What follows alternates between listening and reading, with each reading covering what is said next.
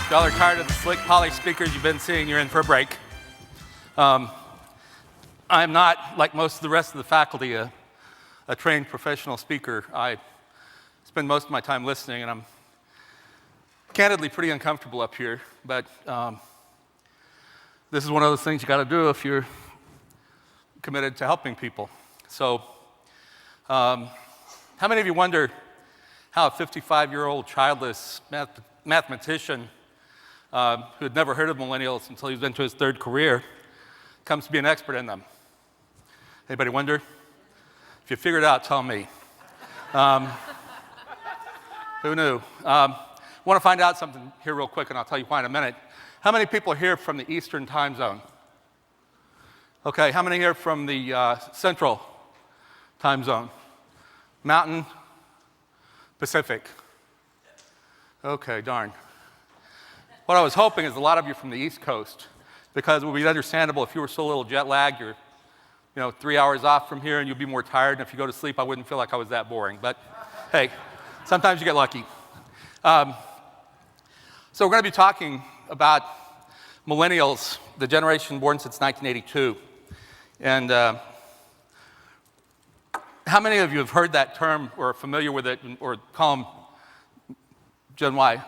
Millennial is still not as common a term as I would have thought, but it's the appropriate term. Gen Y is actually something that was coined by a guy that was trying to mock them because they're always asking why.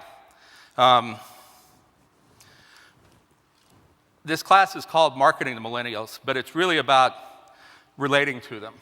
In order to do anything with them, you've got to get over there in their world. Mostly, in the past, each successive generation has been close enough to the previous one that we could kind of interpret from our own experiences with some valid extension to the next. So, baby boomers were not altogether different from their Depression-era parents. Gen X is actually just kind of a turbo boomer, but along comes millennials. And you're going to find or see, I hope, as I point some things out to you here, that this is probably the most profound shift in the way a generation thinks and interacts with the world in recorded history. It's really an amazing confluence of technology and cultural events and just the speed of change that we exist in. They really are, in a large degree, qualified to be thought of as human beings v 2.0. I was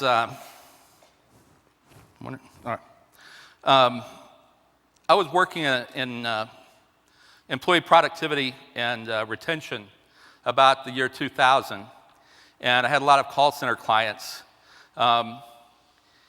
and was very successful in reducing turnover. That was back when the unemployment rate was much lower, and it was important to keep your employees as long as you could. And one of my favorite call centers, one of my best clients, had literally the lowest turnover rate in the industry. And all of a sudden, I was on retainer with them, and I looked at their reports every month, their turnover reports, and all of a sudden, like about, I would say, March or April of the year 2000, we started getting these blips. Like all of a sudden, they've got higher turnover than I've seen there in 3 or 4 years. And I noticed as I was looking at the report that it had a new category. They had always had failed to report, which is just basically they didn't show up for the beginning of their shift, right? So job abandonment, no big deal. People quit giving notice a long time ago. I wasn't expecting anything different about that. But they had this new category called failed to return. Failed to return, failed to report. Sounds like the same thing, doesn't it? So I called him and I asked the manpower guy that kept the statistics, and he said, well, you're always after us to be as specific as possible about why and when people leave. And we found that we've got a lot of people that were just, going on a lunch break or a fluid exchange break, or, they'd look up and their headsets would be dangling, they're gone. This is kind of different. Really, generally, at that time, if people were going to quit, they would at least have the good graces to wait until the end of a shift. But not these guys. I mean, something would just get crossways with them, and poof, they're gone. They were talking about taking their car keys so they couldn't leave. In a call center, this is a big deal. You have to have so many butts in chairs to manage the call volume. And some days you'd lose like 10 people in the middle of a shift. Oh, these lazy little so-and-sos, had no idea what was going on. And this was my first exposure to millennials. And, I'm a mathematician, basically. Actually, I'm just a big, hairy pattern recognition machine, but I adore the tools of math. I love root cause analysis and ANCOVA and multiple regression analysis. And my typical approach to problems like this is to look as far back before it became a problem as possible, okay? So when you're dealing with a new generation, and I didn't even realize at first that this constituted a new generation, I decided to start looking backwards to 1980, 82, sometime around then to see what had changed. And I can't begin to tell you how stunned I was at the differences that I found. The environment that they grew up in while I was, having a happy life and living into middle age changed so much, so profoundly, that I couldn't begin to imagine at first why nobody else noticed this, why there weren't books on it, why there weren't articles and all kinds of things. And I searched, I promise, I looked. I'm a competent researcher. I looked in all the educational journals, all the psychology journals. There just wasn't anything. There were some, complaint articles with employers, but for the most part, it was void. It was like, why is nobody saying anything about this? I talked to other employers. I have a lot of clients in different fields, and they were all saying the same thing. These are not like our previous employees. And the general interpretation that they were a bunch of spoiled, lazy, selfish little brats. And I thought, what would make them like that? Why would that be true? And I talked to some other people that were consulting in the same arena, and general consensus was they lacked discipline. They just weren't raised right. Something in the water. Nobody knew. But I think the general relationship to them was just that they need fixing. They're broken. They're screwed up, and we need to do something to get them back in line quick before they stick this way. And the prevailing attitude was, well, hopefully they'll grow out of it, and if they don't, we'll just fire them. Unfortunately, they're one of the largest generations since the boomers relative to the population. They now constitute well over a third of the population, depending on how you count. And the frustration grew progressively. When I first started working on it in 2000, 2001, it was kind of a background issue. It wasn't a front burner thing. I was just curious about it. As time has gone on, it's become one of the biggest and most obstinate issues for employers who rely on entry-level workforce that you've ever imagined, and a lot of them have just given up. They can't figure out how to work with them. My clicker is a little lagging here. I apologize. Maybe if I press harder. So every generation has some kind of schism with their parents, with their forebears. Like I grew my hair long and pork chop sideburns and played loud music. It was only worse because I was in the 6th grade. And I thought at first this is just another version of that. This is why they're just working to aggravate us, right? But as I looked farther, it wasn't that. It really comes down to it's a cliche, but a real paradigm shift. These are different people than we've ever dealt with in the past. And I decided that there had to be a way for us to relate to them that we could be effective and productive. I wasn't willing to write them off. And one of the reasons I wasn't willing to write them off is because I didn't know it when I was growing up, not until I was 40, when I was I went through a psychological evaluation for a security clearance, and they determined that I was borderline Asperger's syndrome. How many of you know what that is? It's like high-functioning autism. Most people know about it now, but there was no talk about it when I was a kid and into most of my adult life. I thought I was just kind of a clueless jerk. Turns out I'm a clinical clueless jerk. so I didn't feel so bad about it. But basically, it means that I don't read people's emotions very well. I'm kind of face blind, and I have the people skills of toenail fungus. And what that's like growing up, as a kid and as a teenager, everybody treated me like I was broken, okay? I didn't understand because that was the only way I could be. I thought differently, and I was clear about that, and they wanted me to think the way they did, but there was no chance, okay?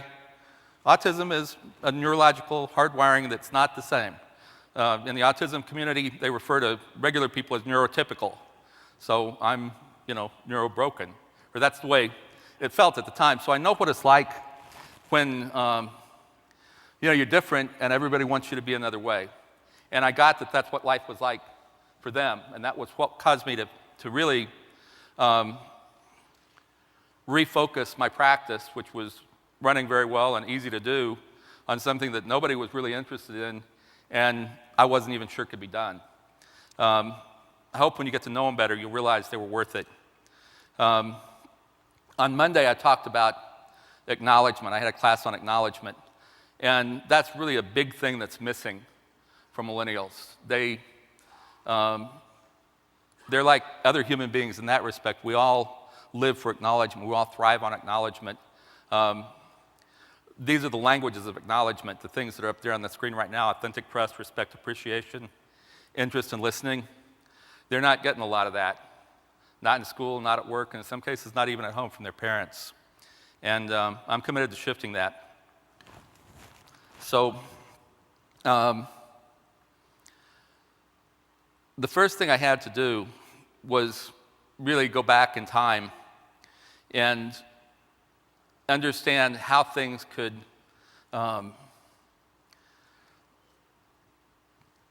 radically alter the way someone thinks, as much as they were clearly different.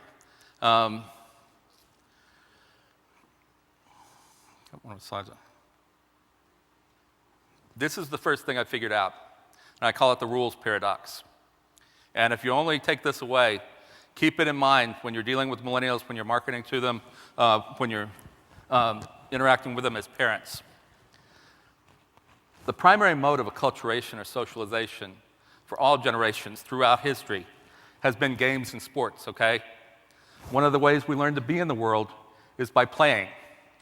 And I don't care what culture or country or century you come from, kids played games and sports, right? And there was one common denominator through all that time and all those cultures. Anybody think what it was? I mean, whether it's parcheesi or backgammon or soccer or highlight, you name it. There was something that had to be there, and it was this. You had to know the rules in order to play the game, okay? You couldn't take the field, you couldn't set up the pieces, you couldn't do anything unless you know the rules, all right? Now that seems completely obvious and intuitive, and of course it's that way, until you get to video games. Now, most video games, unless it's like Madden football or some simulation of a real-world game, there are no rules to start with. You just start playing. So they figure out the rules as they go along. More importantly, the rules change at every level, and sometimes randomly in the middle of a game. This is crucial, I promise you. For us, for every previous generation, the game is given by the rules. For them, the rules are given by the game. You get that? That is major. It's huge, and nobody got the memo. It was so simple that psychologists and educators and anybody else involved with it didn't really bother to consider the implications of that. I'm pretty much a rule monkey. I'm hardwired to follow rules. My degree is in accounting. I was an Eagle Scout. I love rules. I live inside rules, okay? Rules are my life. I even like making rules when I can. For millennials, rules are just something to be figured out and then beaten. Sometimes discarded, sometimes tricked, or call it gaming the system, okay? Now, how many of you have a kind of a knee-jerk reaction to that's bad news? Be honest, that doesn't sound good, does it? Okay, that relationship to rules sounds chaotic. In real life, not so much. If you think about it, in your experience, in your life, did anybody ever give you a fixed set of rules, which if you followed them consistently, you would absolutely win and no one would cheat? No, you didn't get those rules. None of us ever got those rules. And did anybody ever tell you and guarantee you that the rules would never change? No. In real life, the rules change all the time. And in contemporary life, like right now in the 21st century, rules change faster than they ever have. You have to be really paying attention to get what the rules are right now. And if you take too long, they'll change before you notice it, right? So in a lot of ways, that has prepared them for life in the real world better than me. At first, I was a little annoyed by that. But, we're all products of our environment. To some degree or another, we're all ideally adapted to the world that we live in, or we're adapted as best we can be to the world that we're going to live in. Video games, interestingly enough, while a lot of people find them evil and wasteful and, turn them into blithering idiots, I love video games. I love everything that video games have produced in the millennial generation. One of the things that you also get out of video games is a different relationship to failure. Again, every previous game in sport, up until about 1980 or whenever Atari came out, I guess 78 or sometime, although it wasn't hardly a video game, were zero-sum games. Zero-sum games are ones where in order for me to win, you have to lose, right? So in that setting, learning how to be and how to play, if you win, you're the hero, and if you lose, you're the GOAT. Failure is kind of a bad thing, right? How many of you have an instant reaction that failure is something to be avoided? Failure is something to be avoided, right? I'm not embarrassed. I hate failure. Playing video games, there isn't always a winner-loser. In fact, it's very likely in most video games you play, you're going to be blown up, disintegrated, dismembered, sent back thousands of times. And all it is a learning experience. Do you get the way that changes their relationship to failure? It doesn't have the emotional charge for them that it does for me or you. It's just something you learn from, and they go on. And this did a lot to explain how they could ripcord out of a job without a second thought. For them, they learn something, move on. And it's not a problem. They don't have any, if I got fired from a job for job abandonment, I would curl up into a little ball for a while. I can't remember, I've never actually been fired and I've never abandoned a job. I've felt bad about giving only 2 weeks notice. For them, boom, they're out of there. It's not a failure, it's just a learning experience. We figured out this is not the job for us, we're not gonna stay, okay? Now, I can tell you honestly, I have stayed in many jobs that I knew were probably not gonna get better. And to this day, I'm not quite sure why. They don't have that experience. That's not a problem for them. They just interact with the whole world a lot differently based on their experiences of technology and culture and a lot of other things. I'm 55, okay? I was born in 1956. I grew up with Marshall Dillon and Little Red Wagon and Tinker Toys and that stuff. And you know what? Most of the stuff that I had in my life, the toys and things that I was around in my car when I got older, I knew how to fix, because back then when things broke, you fixed them, right? You got a wrench or you got some duct tape or you got something, you fixed it. Guess how much stuff in their life they can fix, okay? Most of the technology that they're surrounded by is not user serviceable. When it breaks, you get a new one. And that's good because it's usually better. You get how that changes their relationship to the world? I think things should be fixed. They think things should be replaced.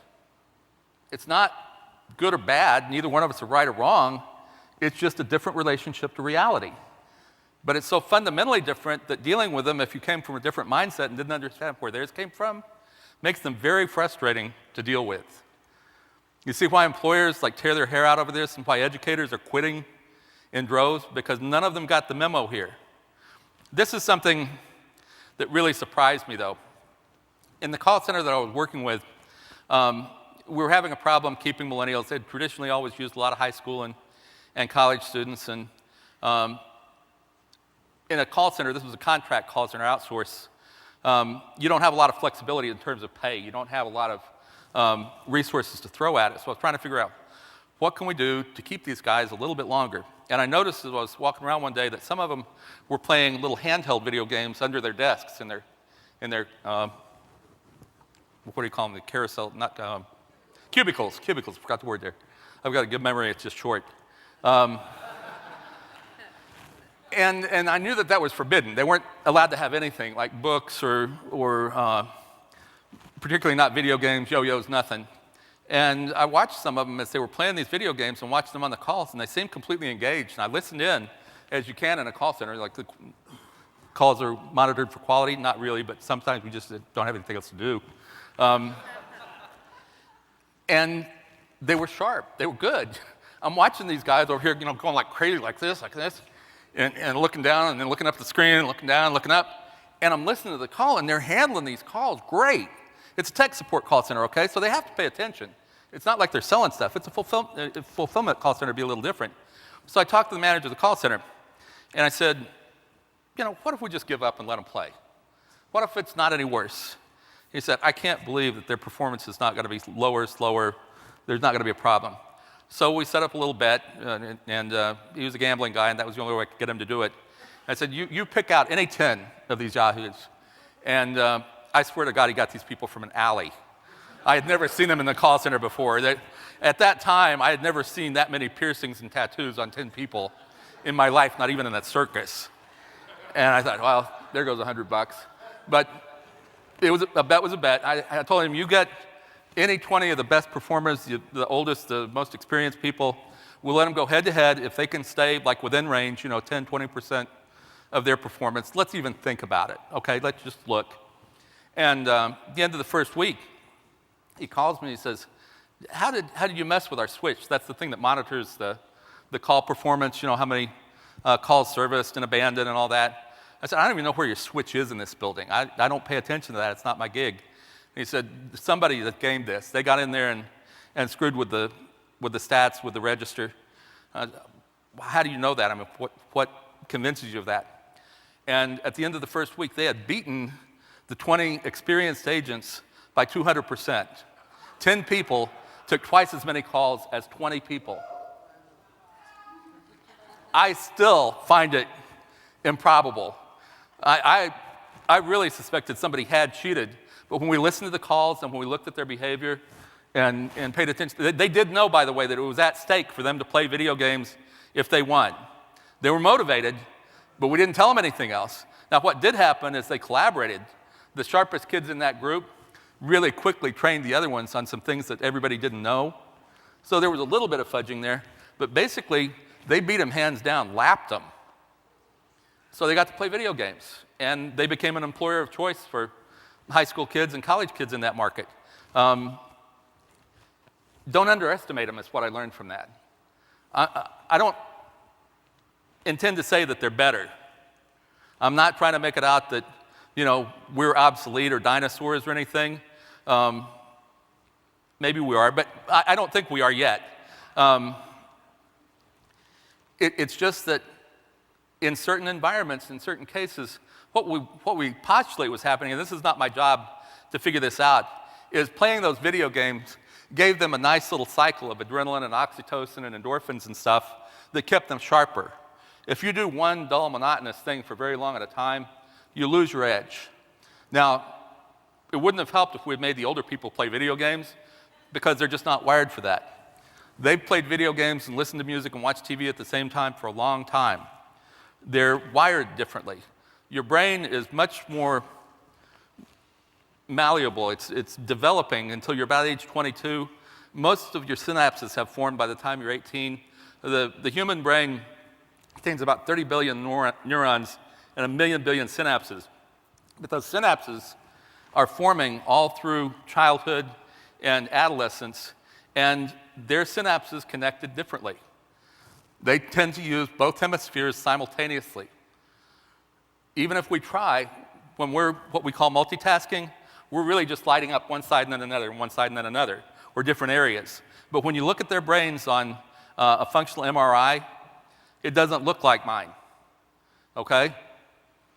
Now, in some cases, that poses problems. It's not like it's all gumdrops and puppy dogs. It can be distracting in certain instances. But for the most part, that wiring that was only possible when you play thousands of hours of video games, in a lot of cases, gives them a certain advantage in certain environments.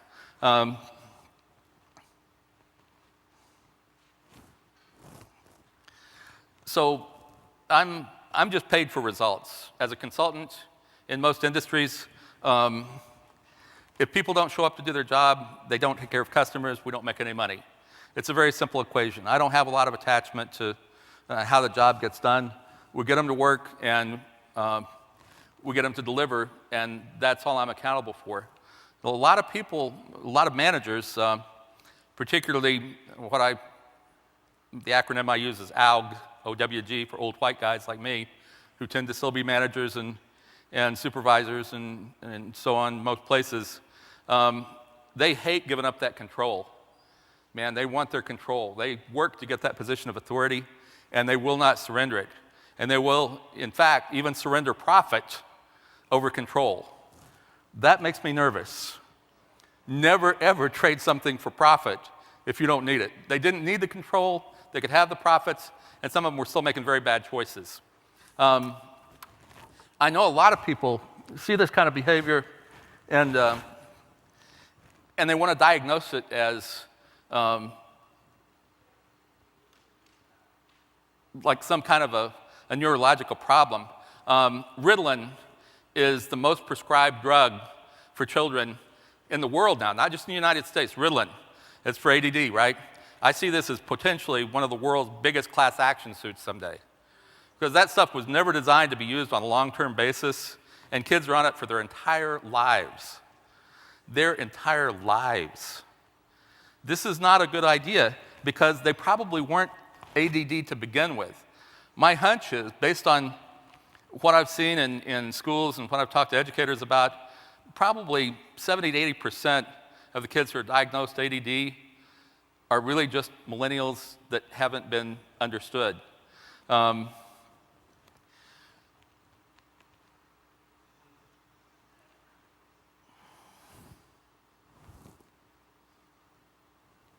Oops.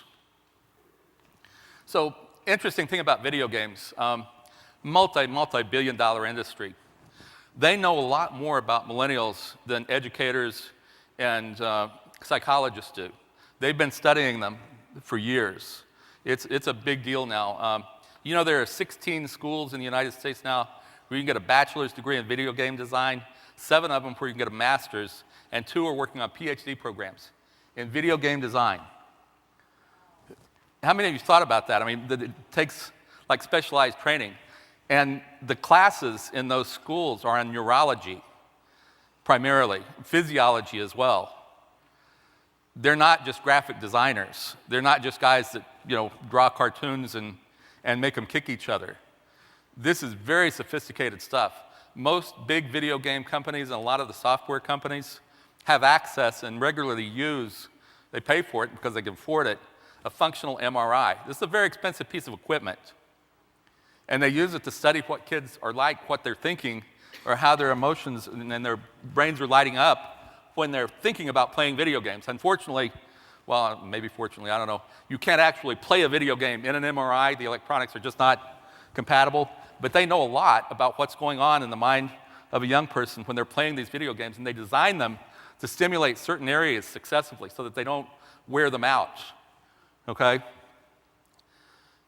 And they're actually very conscientious and thoughtful about this. They could build them so that they fried them, but they don't.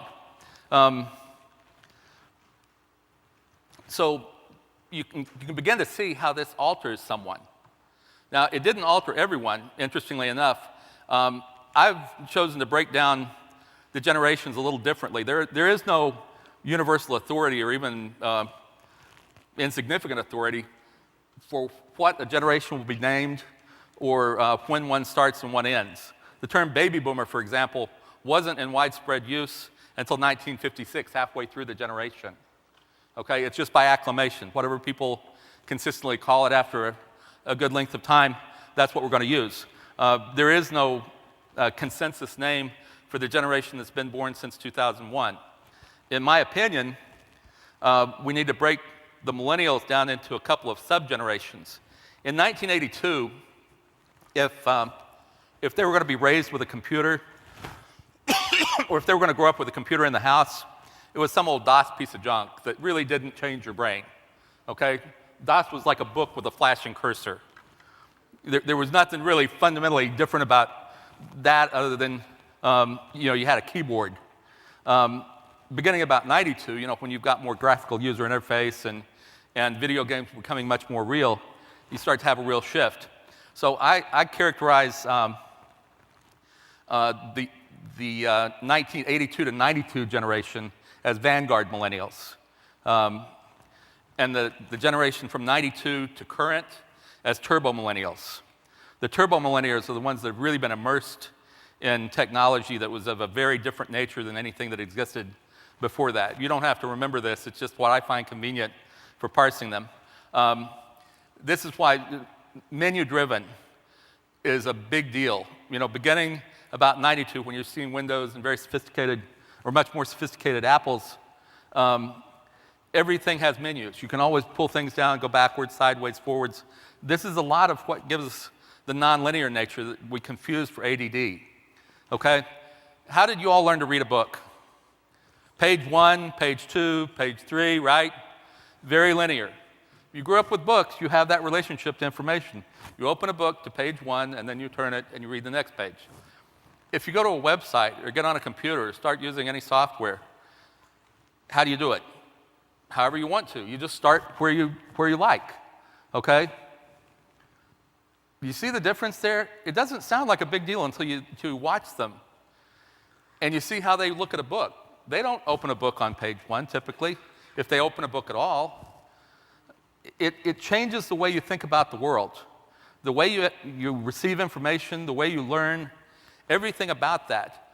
So they're very, very menu-driven. I had no choice but to go from page 1 to page 2. They can go backwards, forward, sideways, up, down, every which way you can think. And they expect that. They always had menus. And they've always had more choices. There were 3 TV channels in Tulsa, Oklahoma when I was growing up, and sort of PBS, but not really. Okay? There was 1 AM and 1 FM rock station. Guess how many choices they have in music? Guess how many choices they have on TV? And guess what? They can watch it anytime, anywhere they feel like it. Always, always menus and choices, menus and choices, menus and choices. My menus and choices were take it or leave it, okay? And I had to take it when it was on. Like if I wanted to watch Bonanza, I had to come in from playing baseball or whatever I was doing. They can time shift. They can watch it anytime they want. They expect choices in everything. A career path is way too linear for them. They need career menus. They don't expect to get attached to anything. I have favorite books that I read when I was a kid that I still go back and read from time to time. They let go of things faster. It's easier, It's good now, doesn't mean it will be tomorrow. I'll find something better. This is a little bit about the generations because people always want to get some sense of how things are collated. I already said that, sorry.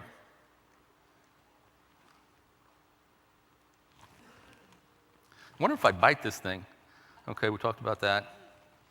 One of the interesting phenomena that contributed to the mindset of millennials is Generation X was very small.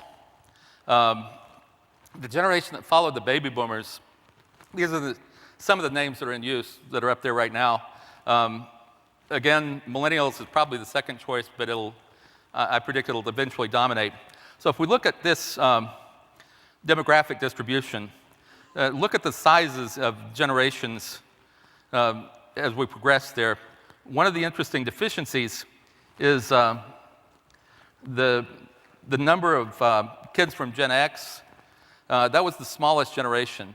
And in Gen X, the kids that were born from about 65 to 82 or so. That was when we started having really a lot smaller families.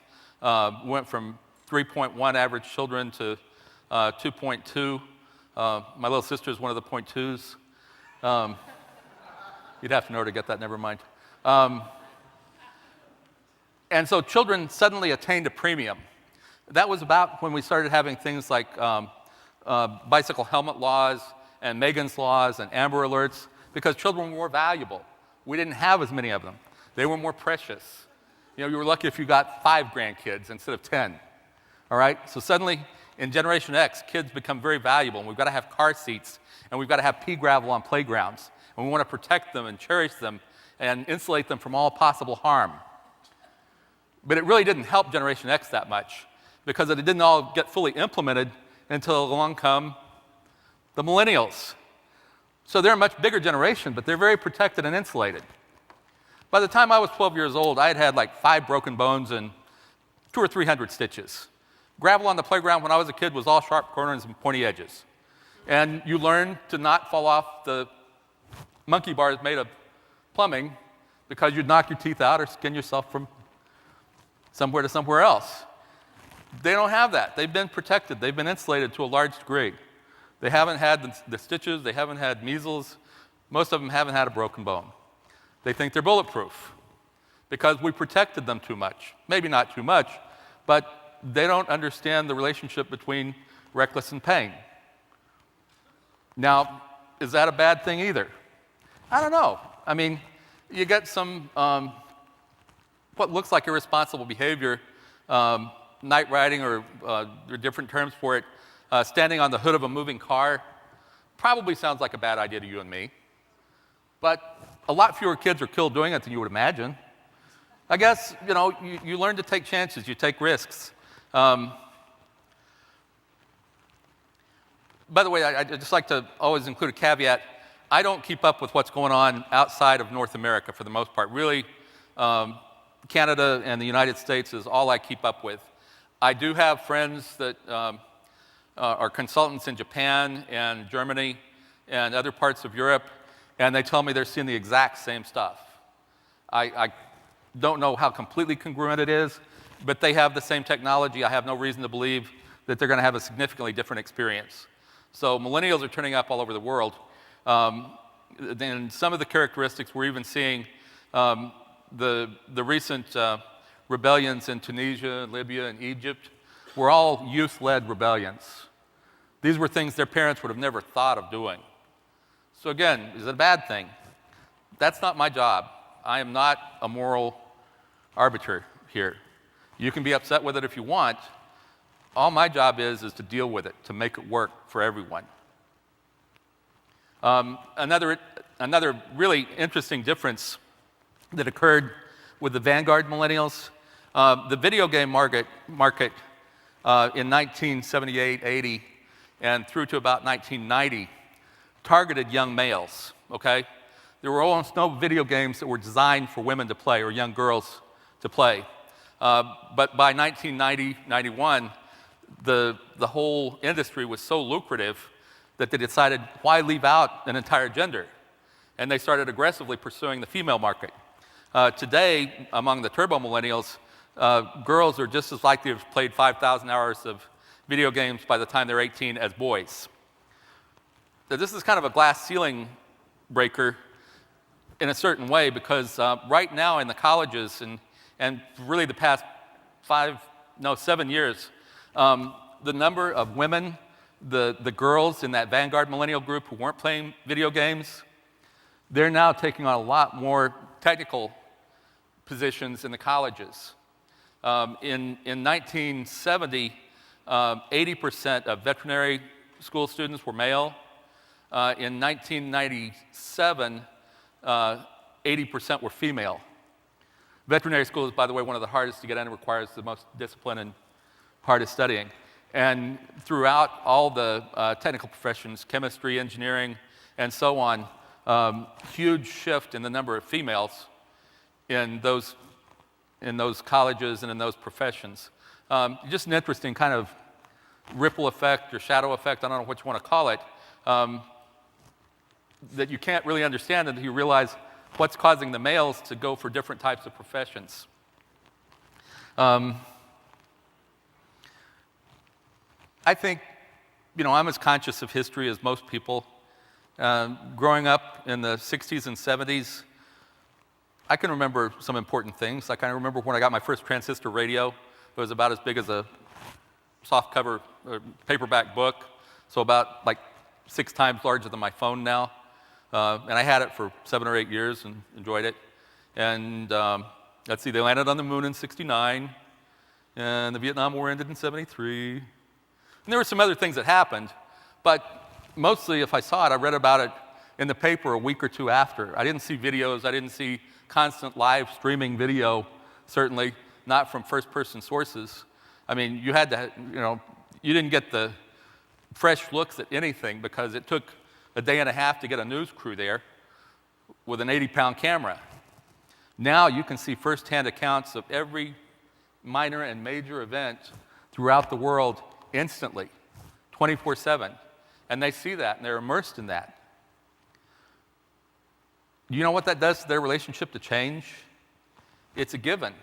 It's just something they live in. Change is the way the world goes. Most of us, we accept change, but we're not tickled pink about it or anything. I mean, be honest, I prefer the safety and comfort of the familiar.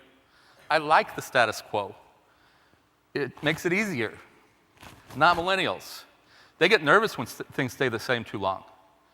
I've talked to them, and they quit jobs just because they've been doing it too long, and they're afraid they're going to get used to it. So all the things that have happened in the past 20 to 30 years, the oldest millennials, if you didn't do the math, are about 29 right now. The turbo millennials, we have a lot of them in the teen group right now. They're anywhere from 12 to 18, 19, and they're really just coming on the radar in terms of the workforce. They're way more pronounced in their millennial characteristics than the Vanguard millennials were. I'm glad I got a chance to understand the Vanguard millennials because they were just like, kind of a smooth, ridden over speed bump. The turbo millennials, when you run into them, it's like hitting a brick wall. Ah! So I had that advantage that I started looking at them a little earlier.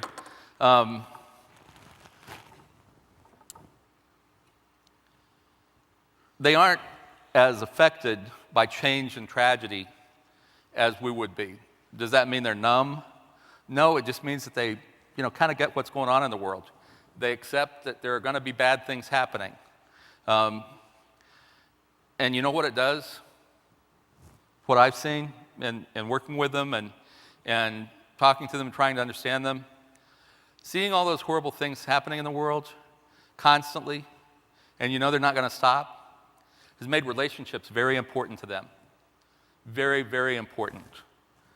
They've learned to embrace each other in ways that I would have never expected when I was a young man. Most of them have probably 3 times as many relationships as someone my age would have at the same time. They also have more far-reaching relationships. The typical turbo millennial has at least 5 international friends. They aren't nearly as concerned about age. Most of my friends when I was growing up were within 1 or 2 years of my age. You'll see millennials that are 18 years old hanging out with 14 or even 12-year-olds.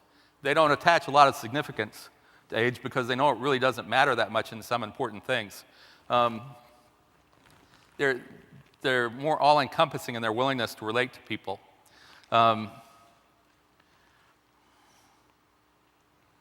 want to get on to some important things here. These slides are all available on the CEO Space site later. I have more slides than I knew I would be able to get to, but there are some things that I thought people might like to look at when they've got more time. They are perfectly adapted in many ways, and I'm excited about that, but I wish everyone else was. the education system in the United States, I don't like to criticize people who do something that I'm not capable of doing or that I may not understand, but in Japan, the little Nintendo dual screen, the little handheld video game, is practically required school equipment, starting at about kindergarten. They take tests on it, they do their homework on it, they get assignments on it, it's Wi-Fi capable, okay? And they learn lots of things from games. There are 30,000, the last time I looked, education titles for the Nintendo DS in Japan. They can learn French, they can learn algebra. There's just almost nothing they can't learn playing video games, not just the handhelds, but all kinds of other video games. And game-based learning and computer-based teaching are the norm in most industrialized and Western countries. The United States has generally resisted computer-based teaching and game-based learning because the NEA feels it's a threat to their membership. And they have enormous political clout. If you even suggest computer-based teaching or computer-driven learning, they will populate the steps of the state capitol so fast your head will spin. And I'm very sad about that because there's nothing wrong with embracing technology to learn faster and better. Their relationship to time, if you may have noticed, if you have, how many of you have millennial-age children in here? I should have asked that sooner. Okay. How many of you are millennial children? Okay, great. When I was a boy, 7-Eleven opened at 7 a.m. and closed at 11 p.m. And that was a big deal because most of the stores opened at 9 and closed at 9 or even earlier. And so that was great. I could go and get a Slurpee before school.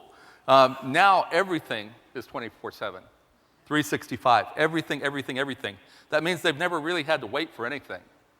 They've never had to take time, if they miss a TV show, it's either on the DVR or on Hulu or somewhere. They don't think about missing things because they're always there, okay? Again, it just shifts to Peanut Gallery, what was that? Okay. This isn't bad either. It's just a different expectation. I had to manage my schedule a little bit more closely. As a result, I have a watch that I feel very nervous without. I need to know what time it is, even if I don't have to be anywhere. That's just not an issue for them. Is that bad? I don't know. Why do I have to be so attached to looking at this thing?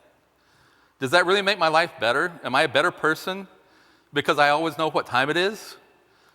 Not really, not in my judgment.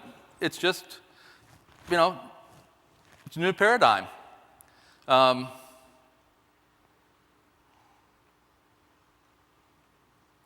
Sorry, my clicker is getting arthritis from my knee, I think. Maybe if I hold it away. Oh, hey, that worked. What about that? Who knew? My knee is causing the clicker to slow down. Oh, my God.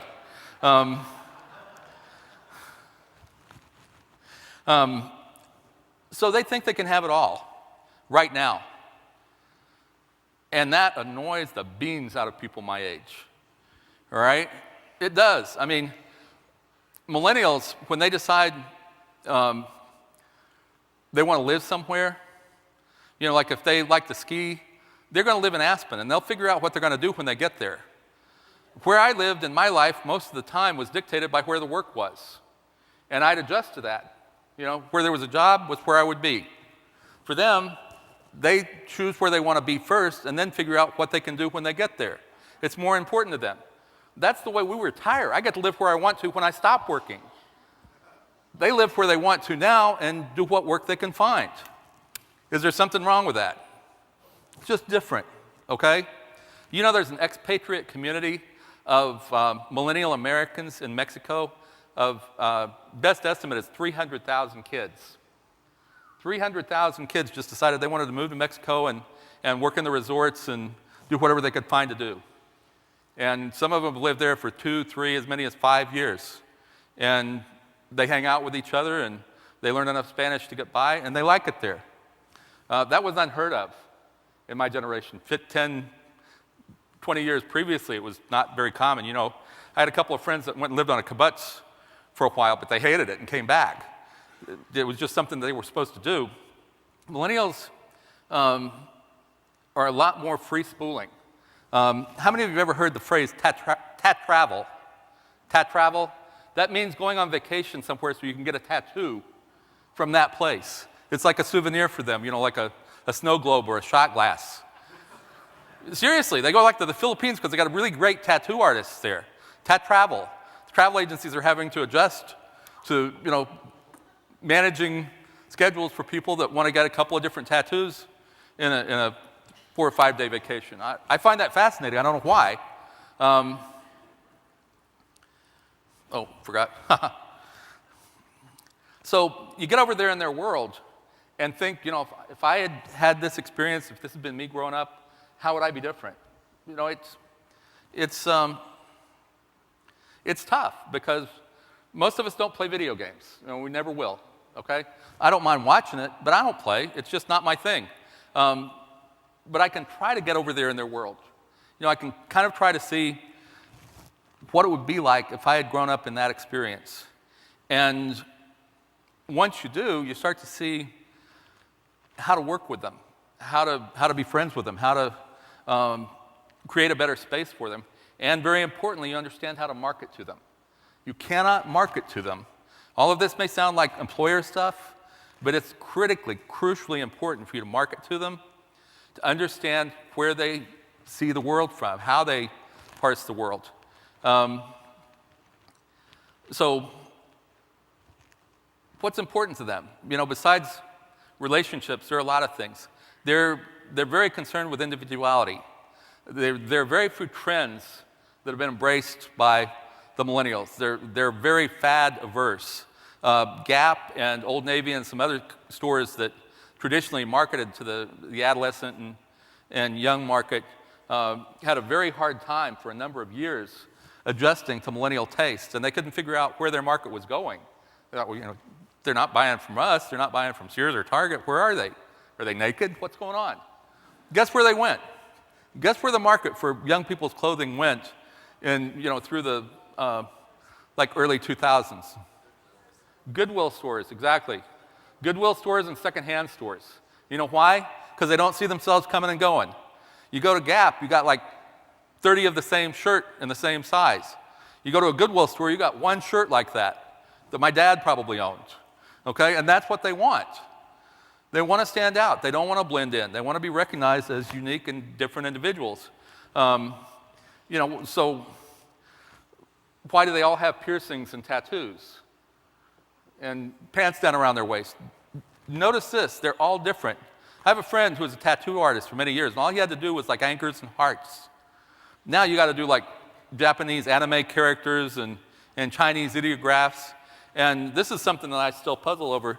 You know, when they wear their pants down around their waist, which isn't so much anymore, it kind of faded, thank God, after that Pants on the Floor song, I think. But if you notice, when their pants are down around their hips like that, none of them have on the same underwear. Where do they get all these different underwears? They really do stand out. They take time to be different. They're, it's just, they're smart. They're whip smart. And if you treat them some other way, they don't mind fooling you. You know, if you treat them dumb, they'll play dumb just to mess with you. It's just more gaming the system, okay? And they get a huge hoot out of this. Gaming the system, they love it. They collaborate. They're terrific at it. It's, you know, just another expression of what I call generational apartheid. When you systematically or even accidentally exclude any demographic or cohort for long enough, they develop their own culture and their own secret codes and words and all of that. A few years ago, there was a ringtone that could only be heard by people with fairly young ears. It was downloadable. And so they would use it in class to know when they were getting text messages and so on. And that thing was downloaded over 1 million times before older people found out about it. And the only way it happened was there was a very young intern teacher who happened to be a classroom where there were a lot of these ringtones, and she heard it and said, "What is that?" 1 million people never ratted each other out, and nobody, this is good. I'm impressed. There are a lot of companies that are trying to screen for good millennials. I think this is another slide. So they have all these tests and assessments that they're supposed to take to tell them if they have work ethic and discipline and loyalty and stuff. And some of these tests are very expensive. They pay up to $100, sometimes even more, to screen each individual. And for a few days, they work. But here's what happens. If they want to go to work in that place, they take their phones or whatever they need to, and they scan the test, and they look and see who gets in. And then they post the results online. So everybody in the neighborhood that wants a job there knows what the right answers are to get in. And that typically happens in less than a week. I've seen this with lots and lots of clients, and they're all puzzled, like, where did all these great millennials come from all of a sudden? At first, we were disqualifying 30 for every 2 people that we hired. And now all of a sudden, everybody knows the right answers. Imagine that. Imagine that. They're clever. I mean, they collaborate. A lot of things about this that I could talk a long time about, but think about some other things. Think about the personal upheaval they've seen. The parents that have been out of jobs. I think I read the other day that at this point, something like 38% of millennials have been a member of a family that's been foreclosed on at some level. What does that do to your sense of security? What does that make important? It changes their priorities, like surrendering their life to some minimum wage paying slow death or even a corporate career track does not look like a good idea to them, does it? If you're going to market to them, you got to understand what is important. Tool is, by the way, one of their most derisive terms, and they see most of us, and I probably qualify as a tool. It's their equivalent of spoiled, lazy little brat. And until we work to close that gap, we're probably both a little bit right. One of the unpleasant effects of their not finding jobs and their not being readily accepted into larger society is that they're creating kind of their own little enclaves and communities unto themselves. They have lots of secrets from us. I won't even start to try to rat any of them out, but it's one of their defense mechanisms. It's one of the ways that I know that the gap is getting bigger instead of smaller, and that concerns me. But they are good at sharing resources and information, even though 25% of them, on average, and a lot more in some areas, don't have jobs. Very few of them don't have a place to live or a way to get somewhere. They're very frugal. They'll live 2 or 3 up in a 1-bedroom apartment. They'll live in some old. They'll drive some old beater car rather than have a car payment, because that gives them some freedom. Good news and bad news. They don't have a lot of debt, but none of the traditional carrots and sticks work. They're very entrepreneurial. I expect in a few years we'll see much bigger teen classes and a much higher percentage of millennials here at CEO Space. They're starting their own businesses. They're involved in MLMs. They're doing a lot of stuff on eBay and all the other places that you can make a living without working. They're resourceful. Don't underestimate them. Text speak, interestingly enough, I was surprised by this, can be fairly eloquent. In New Zealand, where they've always had to deal with a wide range of languages, over 5 years ago, they passed a law that their students could take tests and write essays and answer in text speak. And it actually improved participation and engagement.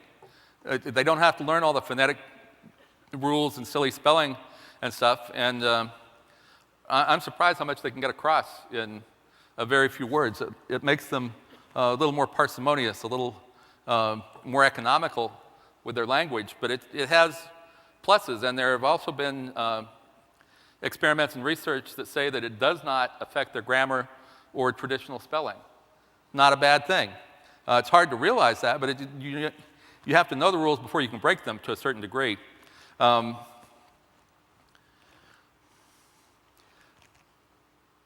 first news about the revolution in Tunisia actually came to CNN through a child of one of the reporters who had a friend there.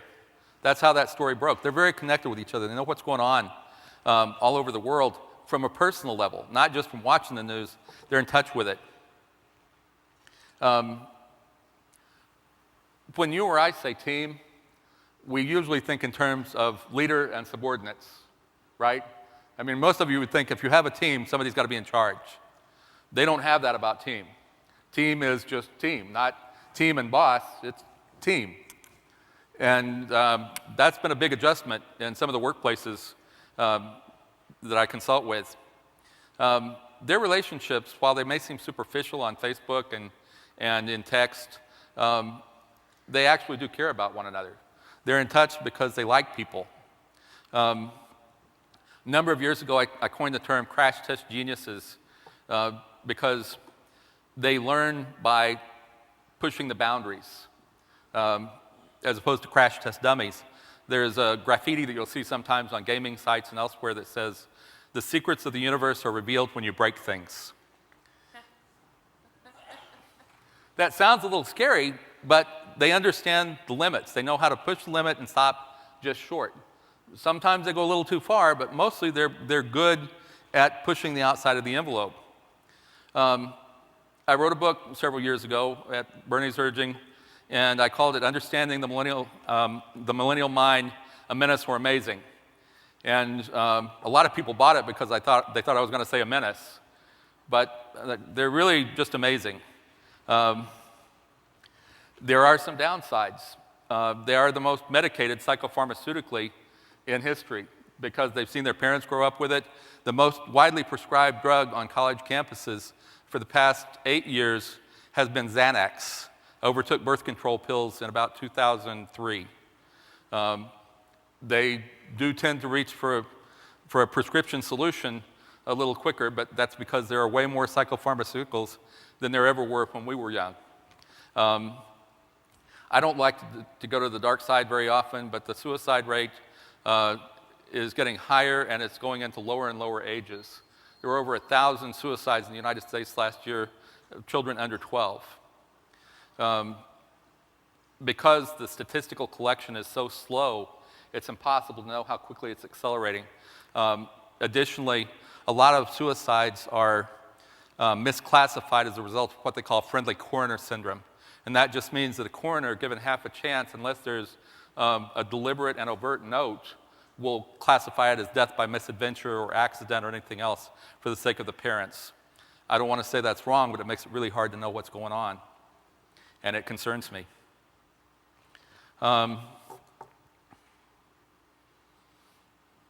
know I care because they're the future. And I want to give them the best support and launch that we can. I'm not ready to lay down my flag and give up, but we could be a lot more supportive. We could be giving them a lot more help in assimilating. And from where they sit, and I don't blame them for this, it doesn't really look like we care a lot.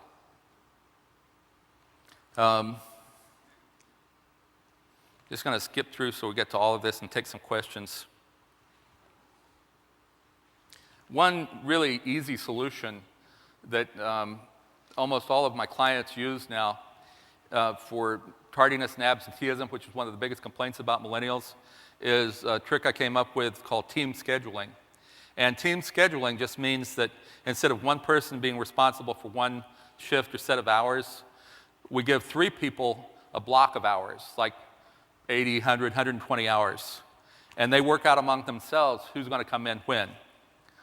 And so one guy can come in for 2 hours of an 8-hour shift, somebody else can come in 4 hours in the middle, somebody else for the last 2 hours. We don't care as long as that time is covered.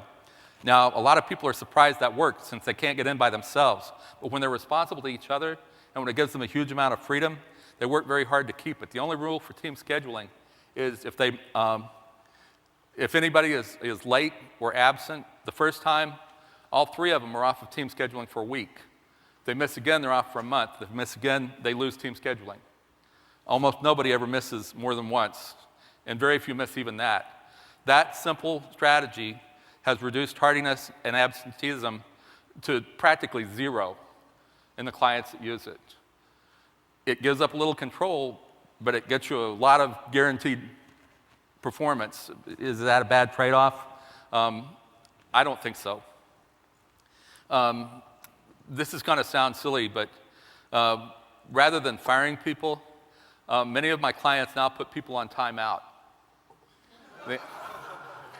I know it sounds childish, but really, if they get crosswise and you're going to lose them anyway, why not tell them, take 3 days off, come back and talk?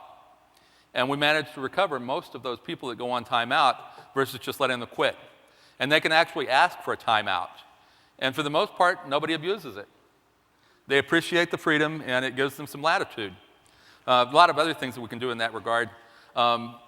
Keeping them motivated is a lot about giving them a good scorekeeping system. Remember, they've been raised with video games where they get a point every time they do something right. Okay? An annual review is like frozen molasses to them. They need more frequent feedback than that. And you can create lots of feedback systems that include peer reviews and all kinds of scoring systems that, that let them improve their performance and let them move up a level. One of the other things that we learned there is that telling them that it's 6 months before you can have a raise or 6 months before you can take another position is a very bad way to measure time. They like more control. They'd like to have more agency. So that means instead of telling them 6 months, because they have no relationship to a calendar to begin with, we say when you've worked a fixed number of hours, say 600 hours, you can have an evaluation or you can move up. And they have some control over that because if they get to work more hours or come in more on time, it gives them some agency, right? They just need a lot of feedback. That's not wrong, but you'll find their behavior improves very quickly. Acknowledgement is critical for all of us, but it's more important to them. They need to know how they're doing. They need not just guidance. I'm a big fan of coactive coaching. How many of you have ever heard of coactive coaching? Coactive coaching just means that you only address positive behavior. You don't worry about the things that are wrong. You just encourage and incent and address the things that they're doing right. And it's a surprisingly effective strategy. More and more corporations are embracing coactive coaching for people of all ages. It turns out that our brain doesn't process negative input very well. We tend to reject it and de-rationalize it. Authentic trust is a term I use in my acknowledgement class, and it just means you give them a chance to step up. The alternative to authentic trust is what I call forensic trust, and that's most of what we use in business. Forensic is a Greek word that just means based on evidence or suitable to a court of law.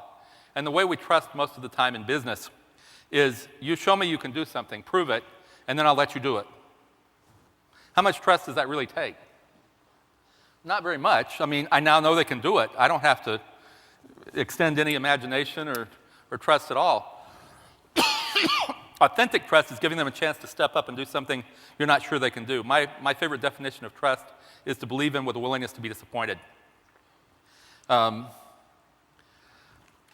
not going to spend a lot of time on that. Context is everything for millennials. Content is available at their fingertips. They need critical thinking skills, and they need to understand why we do things, not just what we do. Millennials are obviously the largest future market. They are, as I think you saw in a video a while ago,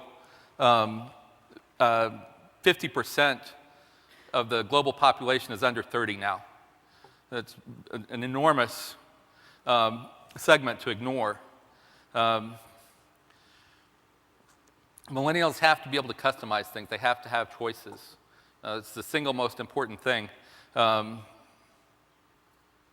This is a little acronym here that will help you kind of compare. This is the old school.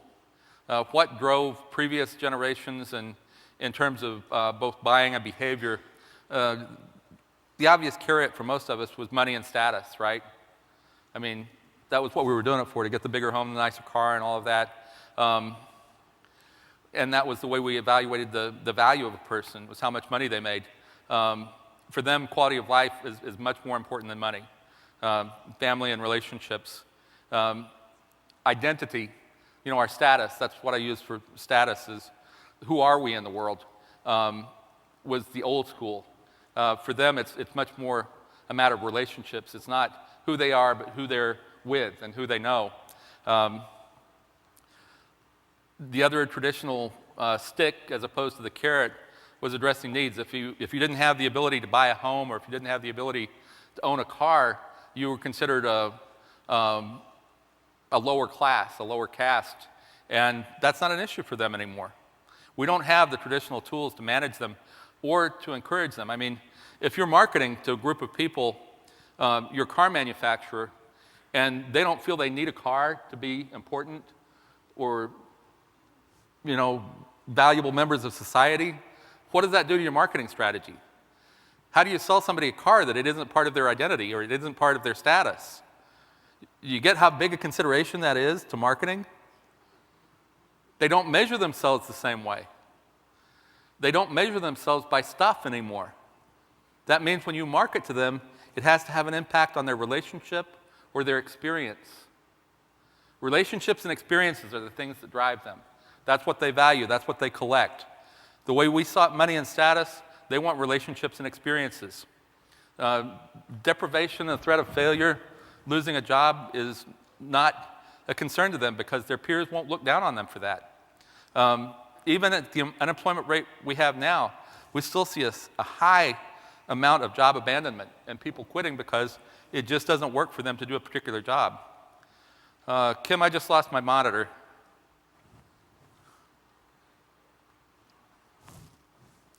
So I'm going to look unprofessional and look over my shoulder here. REMIND is the acronym for what motivates millennials. There we go, thank you. Don Levy, you're my hero. Was the plug? Okay. So this is what you need to pay attention to if you're going to manage or market to or relate to millennials. Relationships, relationships, relationships. That's number one. This is the thing that drives them. They have close friends, medium close friends, and distant friends, but they're always kind of collecting and sorting and deciding where they want to spend their time, who they want to be with. It's the one thing you can't take away from them.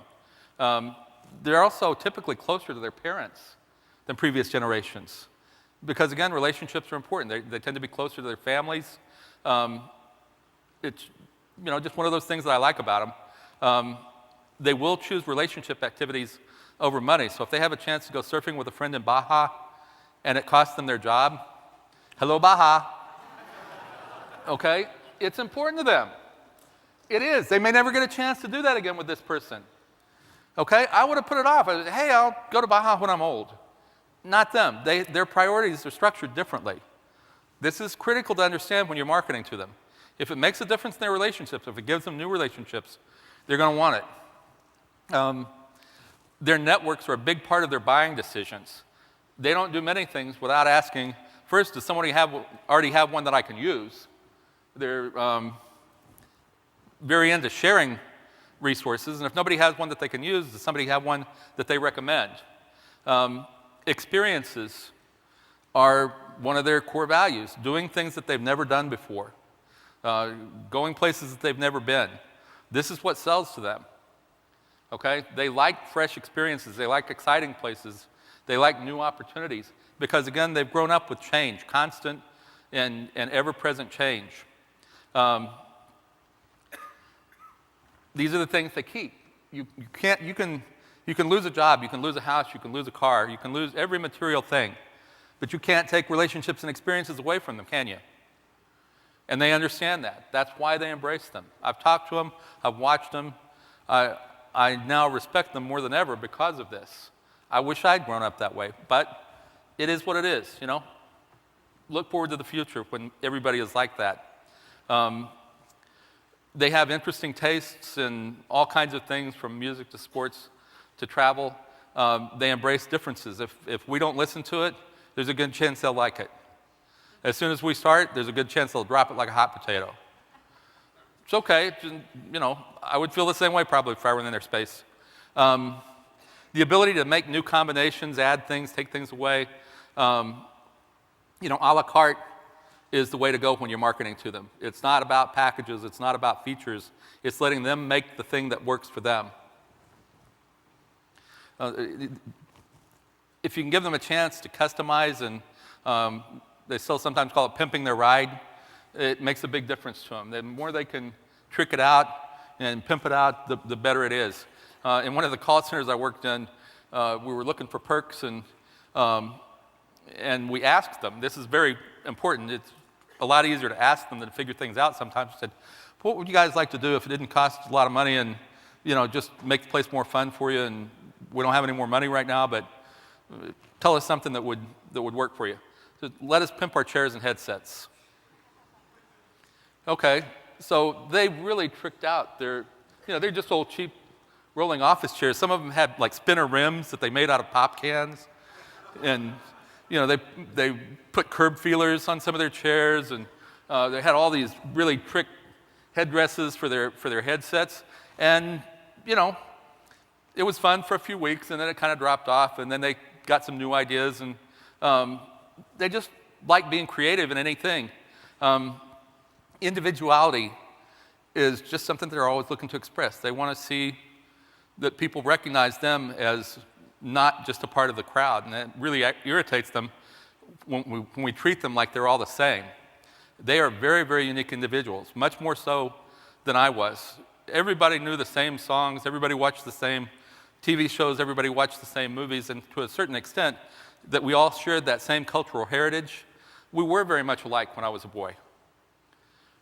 But none of them listened to the same music exactly.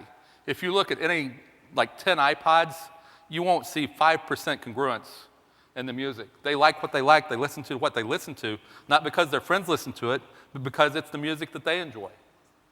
I admire that. This is an older example, but they really had fun with Crocs for a while. They would trade left and right shoes with each other so they could have different sets and take the straps off of one and put it on another and put pins on them, paint them. It was a horrible looking shoe, but it was fun because they could mess with it and not ruin it. Nonlinear, we talked about it a little bit, but just remember, forcing them to do something in a particular order doesn't make sense to them. If they want to have dessert first, let them. It's just, they're not bound by tradition. Yeah, that's true. So self-determination, having some agency in their lives, being able to decide where they're going to go and when they're going to go there and who they're going to go with is really, really important to them. If you try and control those things, they're going to push back hard. We like to let them work with who they like to. I don't care if somebody has their best friend on the same shift all the time. If it makes them happy, it's not a problem for me. And they are very eager to collaborate. I involve them in almost every decision my clients make. Sometimes we have a representative team.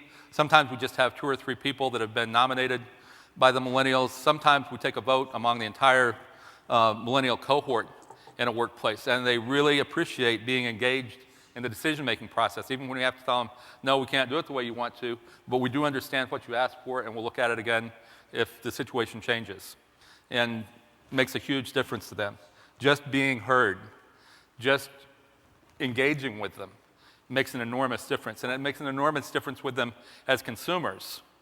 Now, they're gonna speak their mind, they're gonna have their voice in it as consumers, whether you let them or not. So it's better to have a feedback place on your webpage, on your in your store, whatever you're gonna do, because they're gonna let their friends know what's going on.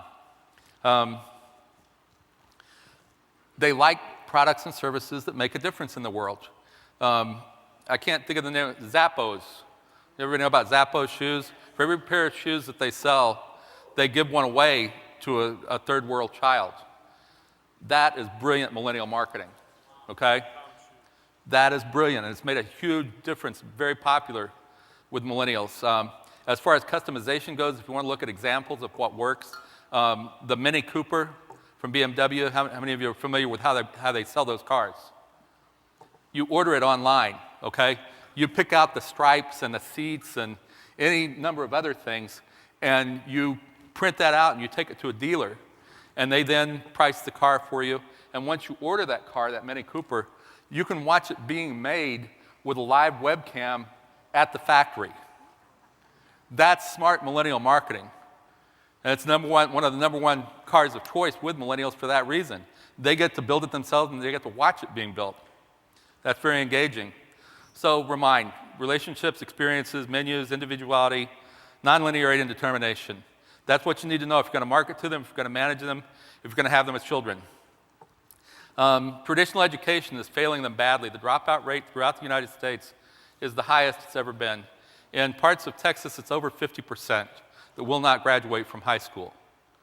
This scares the beans out of me, not because I think a high school degree is important, but because it means they're finding nothing of value there. And that's just sad. You know, even the socialization, nothing else matters to them. A lot of them are leaving just because they're bored. And it's not just the slow kids or the kids that aren't succeeding, it's a lot of the smart kids. And here's the thing, they're not stopping their education. They continue learning, they're picking up alternative channels online. They're still being educated, they just found competition that was more to their liking. We've got to get in line with that. We've got to give them more of what they need. Because they are very smart and they're very capable, and we need them in the workforce. From when I left forensic accounting, my basic mantra has been that everyone deserves a winnable game worth playing. Okay? I really believe that, and I try and operate out of that, and I try and forward that intention as much as possible. And, you know, the truth is we need your help. They and I are asking you to take them into consideration in a different way, to speak for them, to consider and advocate for them. They deserve it, and so does the world. I'll take a few questions. I've just got a few minutes left. I'm committed to finishing on time. I have a Facebook page, Understanding the Millennial Mind, where I post what I consider to be interesting details and news about the millennials. I lost one of my hearing aids, broke on the plane. If you're going to ask a question, I would ask that you come up here and ask it in front of the room so you can also be on camera. Just a couple, 3 people run up if you have a question.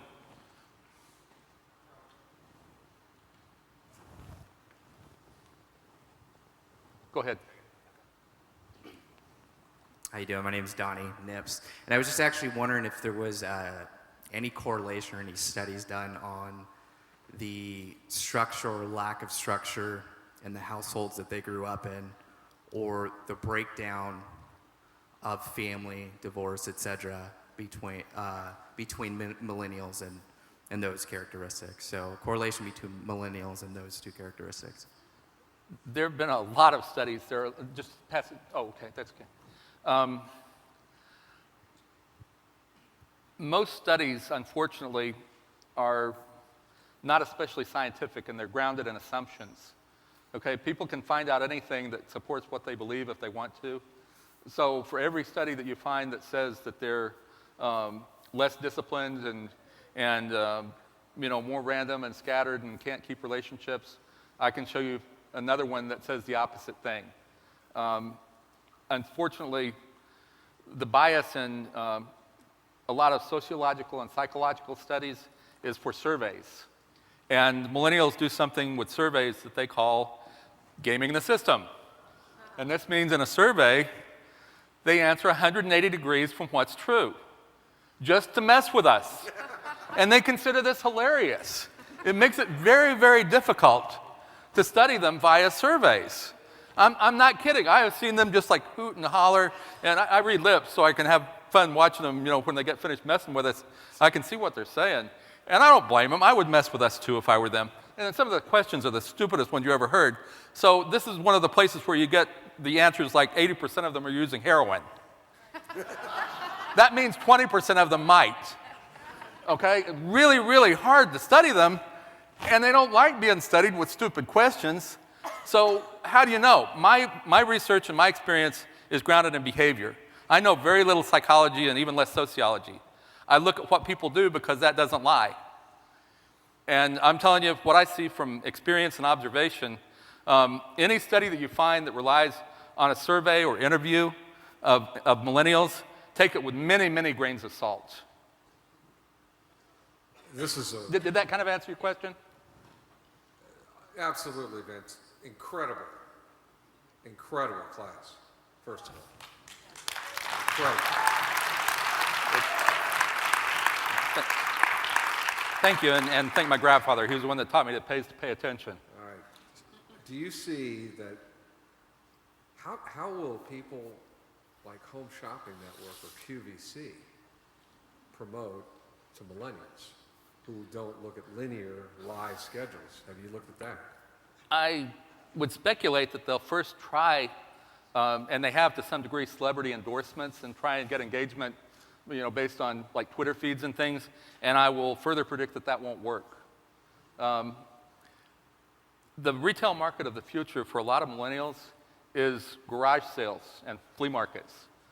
They don't need the status of a new thing. They like cool things, okay? I would suggest that if HSN and QVC really want to cater to the millennial market, they start running cameras around flea markets.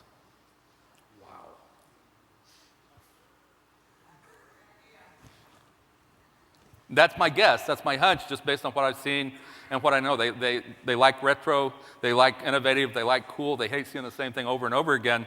What do you get on, most direct marketing, Target, Walmart, every place else? A lot of that stuff is going to have to be seriously, seriously rethunk, Scott, I want to also just express my gratitude for what I consider really groundbreaking work.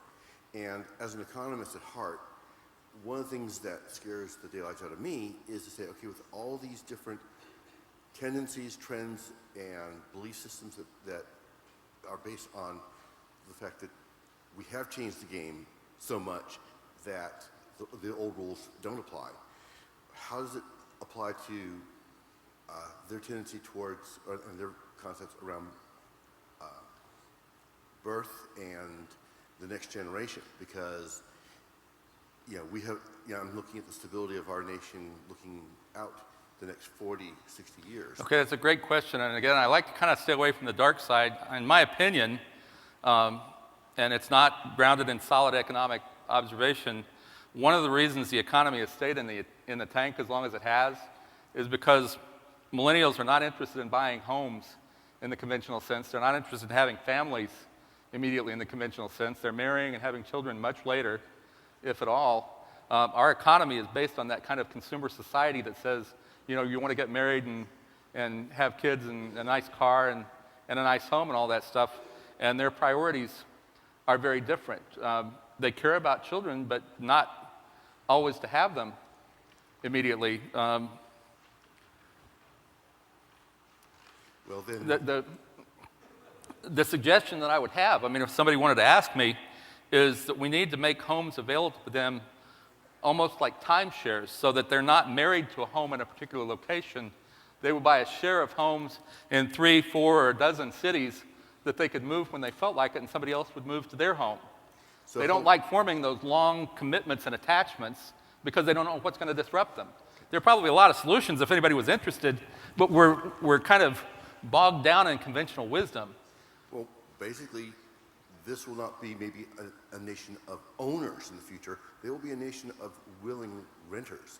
Because now we have a generation that saying, I lost my house. I want to figure out how to get back into my house. I want to own again. But that may not be the paradigm of the future. No, because it interferes with relationships and experiences in a lot of cases. There are a couple of interesting books you might want to read by the same guy. Daniel Pink wrote a book called Free Agent Nation a number of years ago that I didn't really like, but I have to concede that he was right in several areas. His second book, A Whole New Mind, is not specifically about millennials, but it addresses a lot of the contemporary issues that are relevant to millennials. It's kind of a counterpoint to Friedman's The World is Flat, much more optimistic and with a lot of exciting new information in it. Thanks, Scott. Always insightful, always great. Do you have any insight, though, into sort of that next hub up of what's now 12, 13, 14-year-olds, and will they follow the suit of what the 20-somethings are right now? Will they have the same? I'm actually out of time. Just say it real quickly, and I'll try and give you Insight ask me on a yes or no question. The 12 to 13, 14-year-olds, will they follow the same suit as what their 20-something predecessors are Yeah, doing the now? kids that are being born right now and that were born in like 98, 2001, 2002, I see them as following exactly in the footsteps. There have been no cultural or technological changes that suggest to me that we're going to see any radical trend in a different direction. I don't see it reversing or going sideways from this. We're just going to see more and more millennial characteristics. And I apologize, I've gone over by 41 seconds. It's my first time ever. Thank you very much. Thank you. I'll be here all